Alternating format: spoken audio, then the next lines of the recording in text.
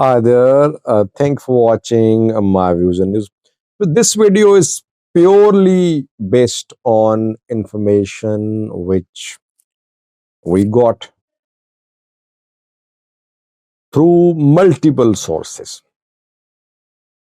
I'm open to correction. This is analysis mixed with information, you can say. It's not based on the input of one source, but it's based on input from multiple sources, and then analysis also corresponds with the information which we have received from Eritrea. The information is about Eritrea-Ethiopia relations.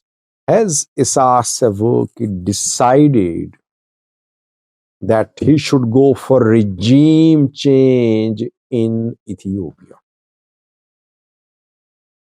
Now, decisions matter a lot, viewers, because in foreign policy, you need to make decisions first. You need to have your objectives first. After that, you devise policies. Policies are devised, policies are made to meet objectives.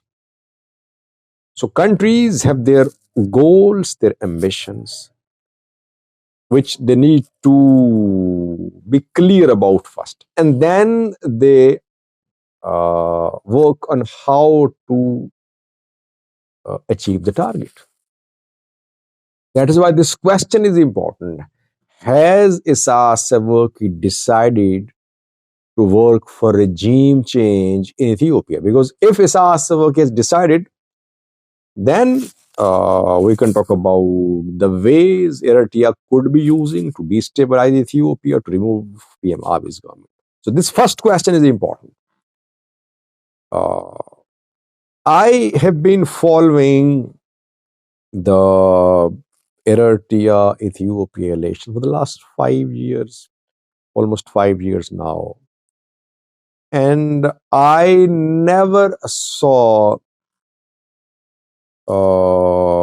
any interest on Eritrean side to remove PM Abiy from power. PM Abiy was Isaias Afweki's allies for 2 years. They largely worked as allies. There arose some differences too, but largely they worked as allies. Things changed after Pretoria. A coldness surfaced between the two countries. This coldness took the form of hostility last year, after PM Abiy's efforts to gain a foothold in Eritrea, to gain access to sea through a support, failed. And then PM Abiy raised the issue of natural right of Ethiopia to gain access to sea. I think that was the turning point. And after that, Isaias Afweki government decided to not ever trust Abiy. Abiy government didn't just stop at access to sea claim for Ethiopia through Eritrea.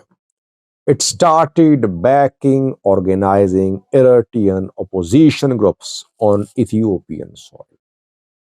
I have done several videos on that. Regular viewers know that I told you when Brigade Nihamado people met in Addis Ababa. I told you when Rasado met, when Tegi met in Addis Ababa. Recently, another Eritrean opposition group held a meeting in Ethiopia. I told you about that as well. Obviously, when Ethiopia is backing the groups, ENC inaugurated its office in Samra Afar a few days ago, Eritrean Afar National Congress. So now when these Eritrean opposition groups are being organized in Ethiopia and they have their stated goal of removal of Isaias Afweki, it would be just, one would be naive to say that Eritrea is not interested in a regime change in Ethiopia. It's becoming gradually clear now that Eritrea wants to remove PMRB from power. And I think Eritrea has realized, by the way, that Abiy is here to stay. Isn't going to be kicked out of Addis Ababa soon.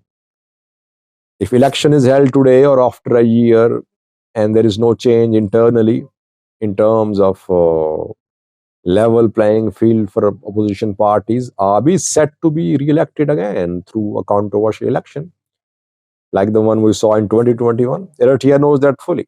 Eritrea knows it very well. It means that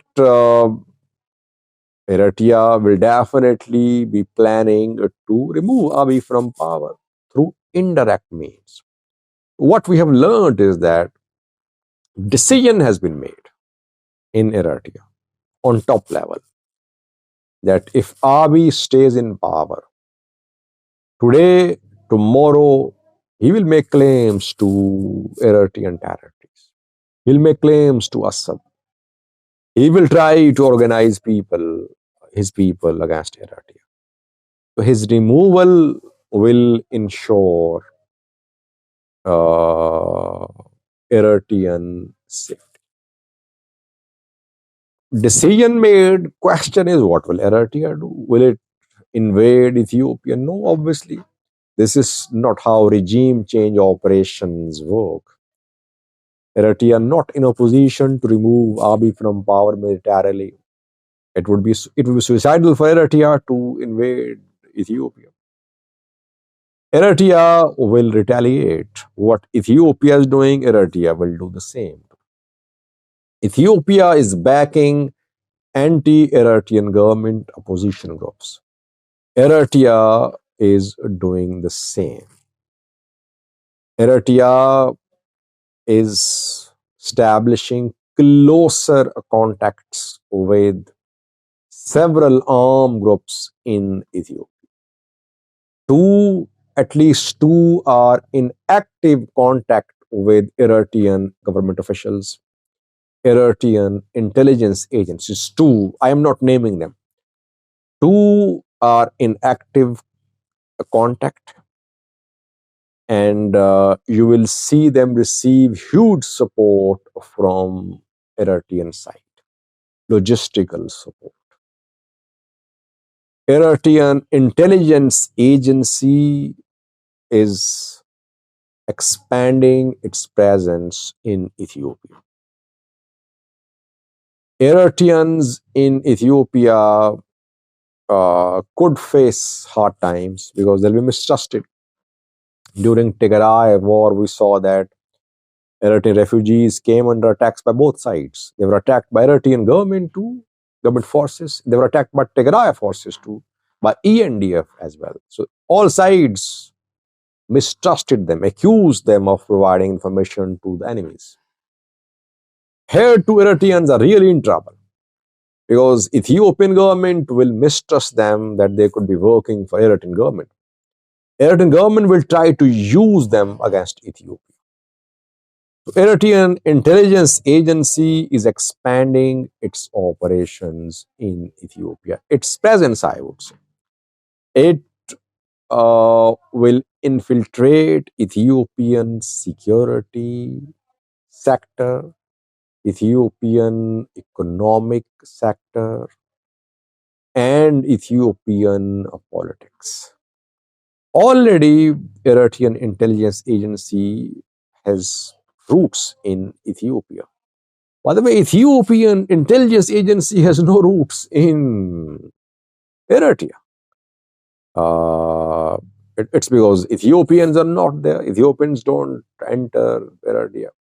Other intelligence agencies as well, they don't have any large-scale presence in Eritrea. And that is why largely Eritrea is free from external influence. But since there are tens of thousands of Eritreans as refugees in Ethiopia, they've been here for years. So it's difficult to keep Ethiopia free from Eritrean presence.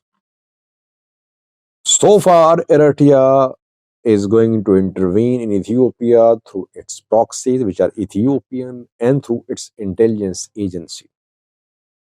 Will it think of direct intervention? So far, answer is no, but maybe if a situation arises that the federal government gets extremely weak and some armed groups they encircle Addis Ababa, maybe then we could see more overt Eritrean support for Ethiopian armed anti-government elements.